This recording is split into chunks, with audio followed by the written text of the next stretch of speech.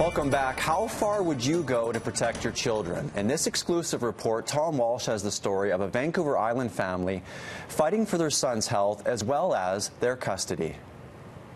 We're just beside ourselves. Every day has been, oh my God, what's going to happen next? Marvin Putey is living a nightmare. His 13-year-old son, Eli, developed a blood clot, which Marvin says was initially misdiagnosed. Our son developed a blood clot. He was misdiagnosed on several visits to an emergency room. We kept insisting that he does have a blood clot because there is a familial history of this in our family. Eventually, they decided to do an ultrasound test, and then they discovered, lo and behold, yes, he does have a blood clot. This is the drug dalteparin that was finally given to Eli for his blood clot. Now the problem is it's not really supposed to be used for children, and as soon as it was given to him, he became very sick.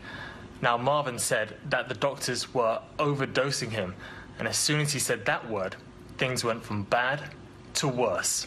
So we started getting vocal about his treatment and what we felt was lacking in it. And of course, as soon as we started doing that, we started getting resistance from the Vancouver Island Health Authority and then the Ministry of Health.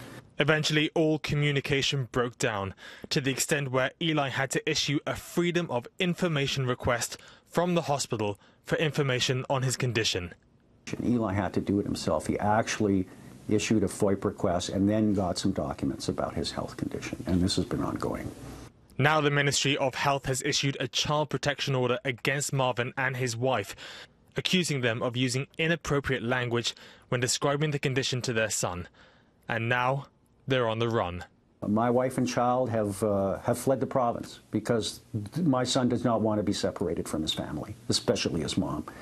Vancouver Island Health Authority have said they don't comment on individual cases. However, they have said that in this instance they are working with Marvin's family to make sure that Eli receives the best treatment possible. However, this isn't the first time that families on the island who have kids with special medical needs like Eli have had run-ins with the authorities. Brad Fisher's daughter has spinal muscular atrophy. It took weeks for Brad to convince doctors on the island to diagnose her with the rare condition. And even then, he was told there wasn't anything more they could do. Then we were just told there's nothing you can do, take your baby home and love her. And that's a common thing even today, unless people push back. Because, you know, look, there's some parents that don't want to live this kind of life, caring for somebody, and you can just let your children go. That happens in our society even now. And we decided we wanted to care for her, so that's where the real confrontation started. For Marvin and his family, he just wants answers and to know that his son will be okay.